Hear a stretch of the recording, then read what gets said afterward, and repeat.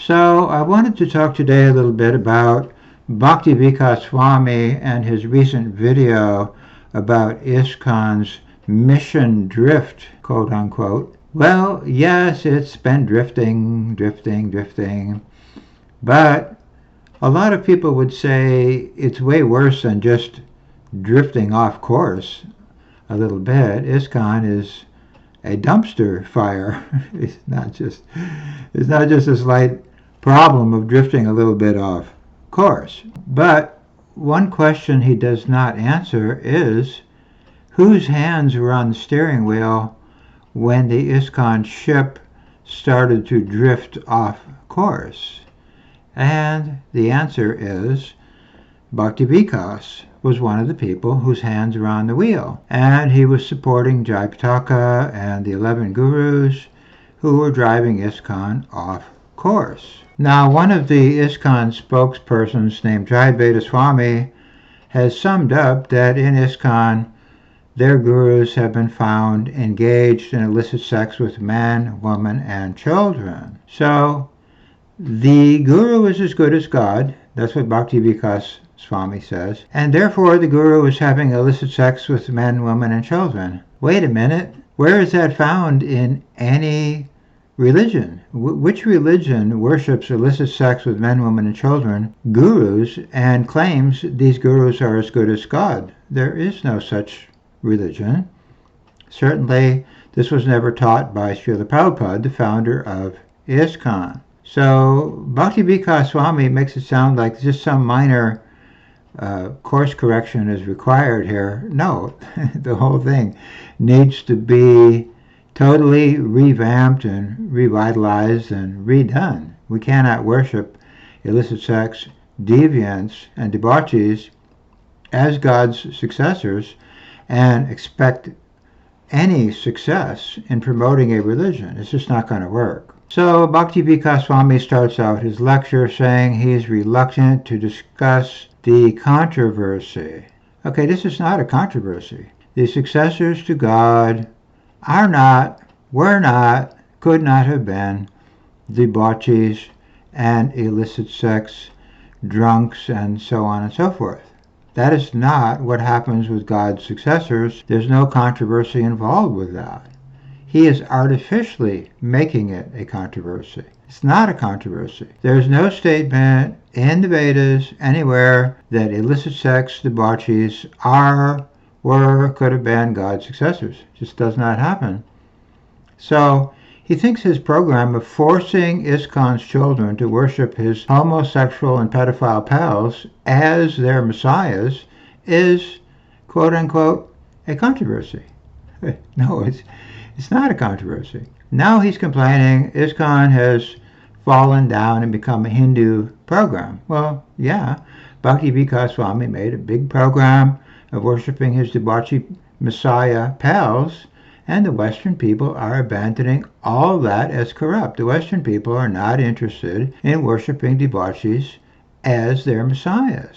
Now, Bhakti Vikas Swami says his debauchee gurus are understood in India, but not in the West. Well, not really. I mean, India, we have many people in India who do not agree with Bhakti Vikas Swami that debauchees are, were, could have been God's successors.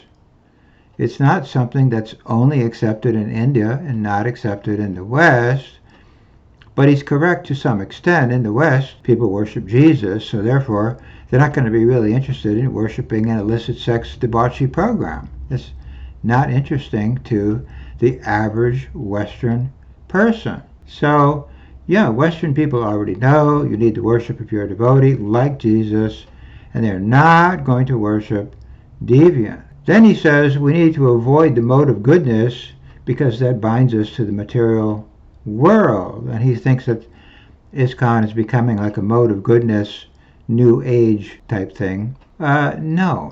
Worshipping debauchees is not found even in the modes of ignorance religions. The lowest religions, so-called, in the world are not worshipping debauchees. So, but he thinks it's a mode of goodness problem when it's not even a mode of ignorance. problem. It's lower than the modes of ignorance. Worshipping debauchees is from the lower planets. It's not done on planet Earth. We don't find any common, normal, run-of-the-mill, standard religion where people think that worshipping illicit sex with men, women, and children, debauchees as God's messiahs, is the standard. It's not the standard in any religion. It's something that Bhakti Vikas Swami and his pals have simply made up. It doesn't exist. Well, it does exist. It exists on the lower hellish planets. The hellish planets worship what is called asuras or demons. We don't do that on planet Earth. So, in other words, even the mundane religion, the most mundane religion, still they worship a pure devotee. That is the standard even among the so-called mundane religion, and even the secular people who are not religious as a rule, they also do not worship debauchees, nor would they even dream of saying that debauchees are God's successors. Even the secular people, they avoid that because, they know that's an offense. And it's not going to make them look good if they go around saying that debauchees are God's successors. So even the atheists and the secular people avoid saying such things because it's just not considered as good moral behavior. And now Bhakti Vikas Swami complains that ISKCON is in the post-charismatic stage. Well, what does that mean? We don't worship a pure devotee anymore because we need to find a charismatic replacement for the pure devotee? Where is that done? Anywhere? No, Jesus was a charismatic person. People still worship Jesus now. They don't try to find a charismatic replacement for Jesus. That's not how religion works. You don't just find a charismatic person to replace the pure devotee. The pure devotee cannot be replaced with any mundane concocted operation that you come up with. It just doesn't work. You have to continue the worship of the pure devotee. It is not a post situation. It's an eternal situation. You eternally worship pure devotees. You don't worship somebody just because he is charismatic or not charismatic. That is not the standard. Anyway, now Bhakti Vikas Swami complains that ISKCON is turning into a program that's being run by Hindu committees. We don't even have temple presidents anymore, which was the standard under Prabhupada. We had a temple president who was working under the GBC. Now the temple president program has been dismantled. We have a committee, and a friend of mine was just recently kicked out of an ISKCON temple by the Hindu committee. And he was one of the very few Western people still coming to the temple. So, yeah, they're trying to get rid of the Western people and replace the Western people with a Hindu committee managed situation. But Prabhupada was always very wary of the Hindus. He told us when we were in India, I could not have any success in India preaching here for 40 years because the Hindus already know everything. So, in other words, the Hindus are a little bit on the arrogant side. They think because I'm born in India, I know everything. I don't need to listen to this Swami Prabhupada. Who is this person? We already know everything. And Prabhupada said, if the Hindus take over my mission, it will become a business. And Bhakti Vikas Swami admits that most of these committee people are business people. He says they are Vaishyas, or business people. So they are not Brahmanas, they're not preachers, they're businessmen. So ISKCON is being handed off to the business people. And that is exactly what Prabhupada was warning us about. Do not hand off my mission to the Hindus. It will become a business. And Bhakti Vikas Swami is admitting that it has become a Hindu business. So who authorized Bhakti Vikas Swami to hand off ISKCON to the Hindu business people? That is the question he does not address or answer. Then Bhakti Vikas Swami says the temples are running on a skeleton crew, And it's only the Sunday feast program where all the Hindus come, and it's like a Hindu congregation hall now, the ISKCON temples. Well, yeah, the buildings have just been handed off to a Hindu cultural program. We know that, but we knew that a long time ago. Lokanath Swami said way back in 1988 that ISKCON is running on a skeleton crew. And so Bhakti Vikas Swami says ISKCON is running on a skeleton crew. But we've known that all along. ISKCON has kicked out most of the devotees. So 95% of the Prabhupada devotees were kicked out, which means thousands and thousands of people were kicked out, and some were beaten up, and some dissenters were assassinated, and perhaps thousands of children were abused, molested, a number of them were raped. There were also big lawsuits, there were also police raids on ISKCON properties, and there were just masses and masses of bad publicity all over the public media. And all that had to be done so that Bhakti Vikas Swami could establish the worship of illicit sex with men, women, and children. All of these people had to suffer. They had to be banned, beaten, molested, sued, killed to make way for his homosexual and pedophile worshiping process. That's all. Everyone else had to suffer to make way for his idea. And Bhakti Vikas Swami has been promoting this idea that we need to worship his deviant pals as God's successors. And he says this is found everywhere in Shastra. Whenever we read Shastra, we will find that Prabhupada wanted us to worship illicit sex with men, women, and children, deviants, as God's successors. Yes, they're as pure as God. Yes, they're falling down left, right, and center. Well, no, that is not stated anywhere in Shastra. We do not find anywhere where Prabhupada says people who are falling down left, right, and center were, or could have been God's successors. They're not. They're artificially rubber stamping conditioned souls as God's successors, and then they're falling down and having all these problems. So that was a concoction made up by Bhakti Vikas and his pals. It is not something we find in Shastra. So yeah, most of the temple congregation now are Vaishyas, they're business people, they're not Brahmanas, they're not preachers, because all the Brahmanas were driven out. So Bhakti Vikas Swami says there's no more Harinam Sankirtan. Well, no kidding, you kicked out all the people who were doing the Harinam Sankirtan. The people who were doing the public chanting on the street were removed.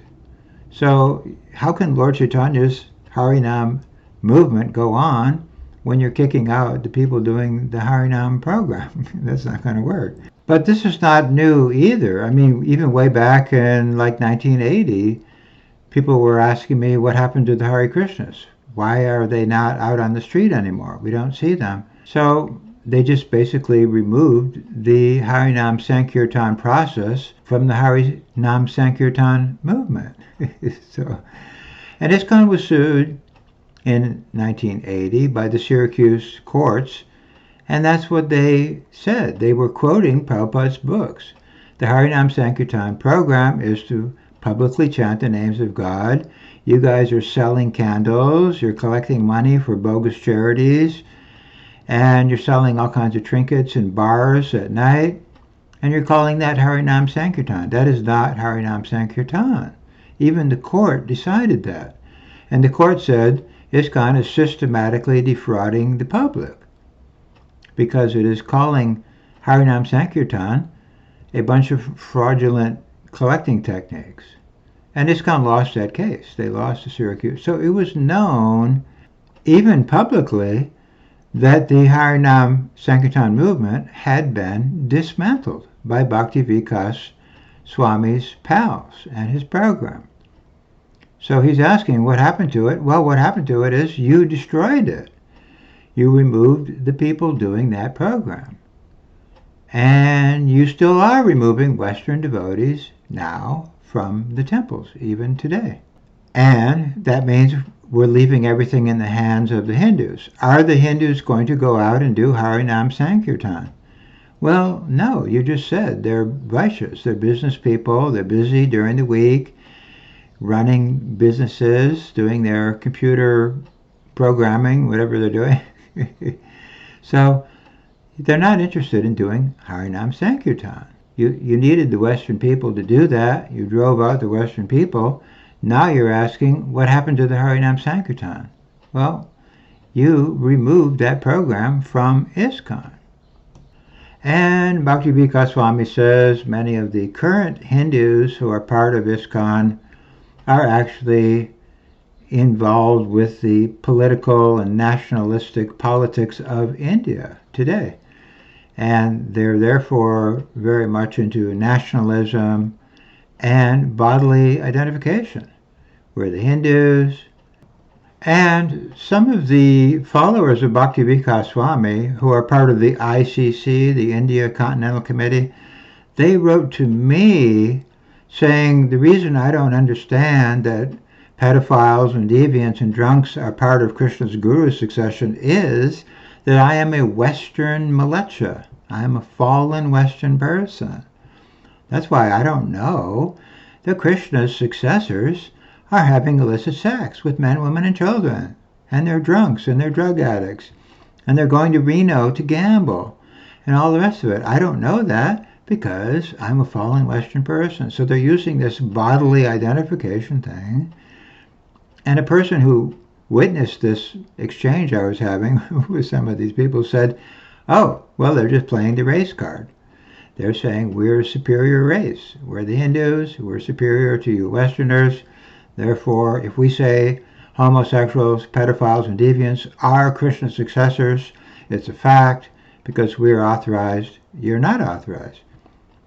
So Bhakti Vikas is helping this bodily identification platform. And he himself sets up his whole camp in India. He's saying the preaching in the West has been falling down. Well, yeah, but you are yourself in India, preaching there. But we have to give some credit to Bhakti Vikas Swami because he says, for example, in Mayapur, there's a bunch of young Russian ladies, and they're all dancing around, and the men are not wearing any shirts, and they have a bunch of tattoos, and it looks like men and women are mingling, and it doesn't look like a spiritual thing. And on top of that, they're chanting all kinds of different mantras and kirtan styles, which are sahaja and so on and so forth. So, yeah, even Mayapur, the so-called headquarters of this whole operation, there's been all kinds of child molesting. And according to Bhakti Vikas, there's men and women mixing too, intimately there, which is probably true. So it's falling apart. That's all there is to it. And Bhakti Vikas Swami complains that there's demigod worship creeping into ISKCON. The Hindus are introducing Shiva worship, and they have initiated ISKCON devotees who are chanting Shiva mantras in ISKCON temples. And ISKCON has become a neo-Hinduism program. Well, yeah. But how did that happen? He doesn't explain.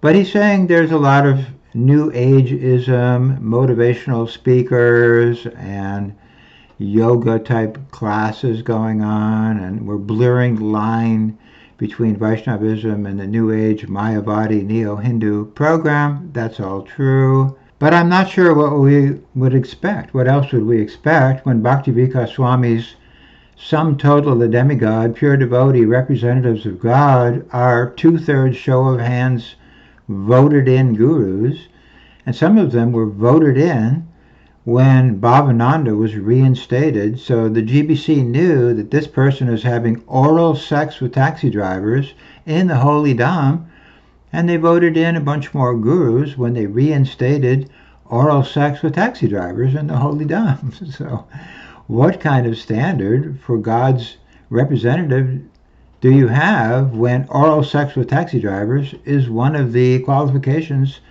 of your messiahs and your acharyas? And why would Bhakti Vikas Swami be 2/3 show of hands voted in to a guru program where oral sex with taxi drivers is going on with some of the other messiahs?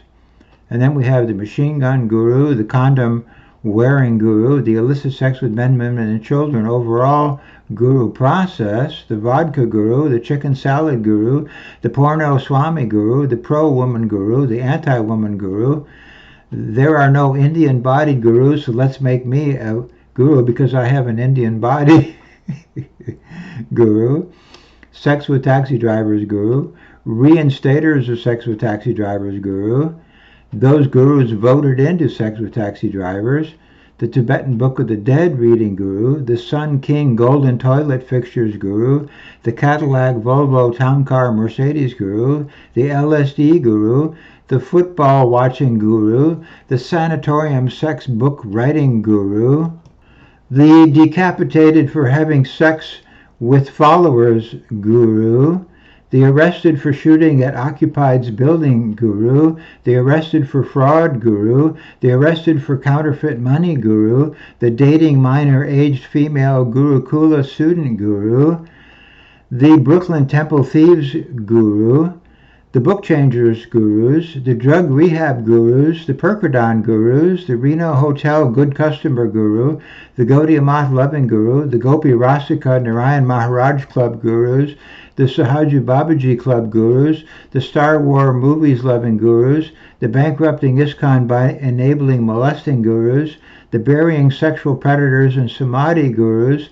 the 50-man committee guru reform voted in gurus, the Shastrik Advisory Committee managed gurus, the guru whose life we saved when we stopped the husband of the wife he was having sex with from taking that guru's life.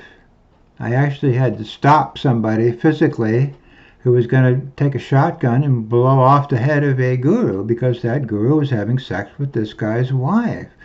So how does Bhakti Vikas consider that all of this is the pure representation of God? This is the succession to God. How is this a succession to God? Can anyone explain? I don't think he can. And he doesn't even attempt to do that. He just makes it sound like we went off course, we're drifting a little bit, don't worry about it. Not a big problem. Well, it's a big problem if you're one of the victims of this situation. And I've been a victim of this situation. I've had to look over my shoulder most of my life thinking that someone was going to come and take my life at any point. My children were worried that my life was going to be taken at any point.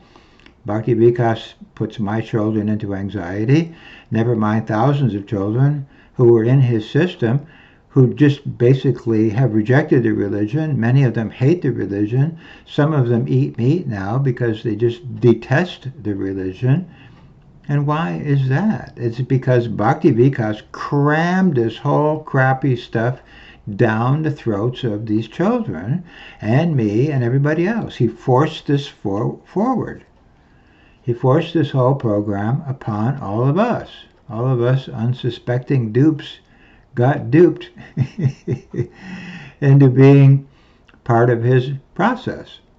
So we don't think he has any authority to do any of this. He does not have the authority to promote the worship of illicit sex with men, women, and children as God's successors, causing banning, beating, molesting, lawsuits, and murders. He doesn't have the authority to do this, and he never did.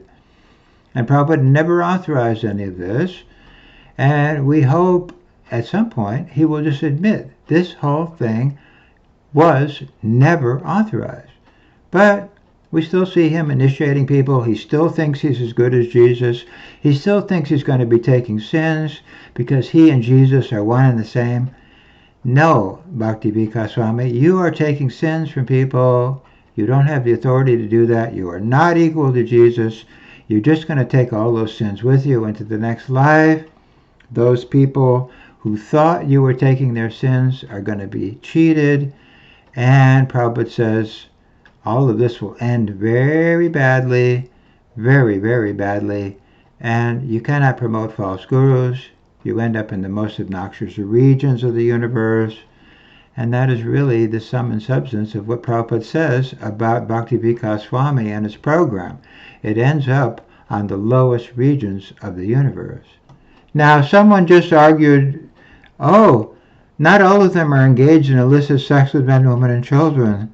Some of them are good. Well, the ones who are good are putting a good smiley face on the rest of the program, so they're enabling the program. And Sulochan called those people the velvet glove that covers the iron fist. So, yeah, just because you are an enabler of the worship of deviance doesn't mean you are off the hook. You're still on the hook. You're still culpable and responsible for this mess. So anyway, I hope this helps. All glories to Srila Prabhupada. Haribol.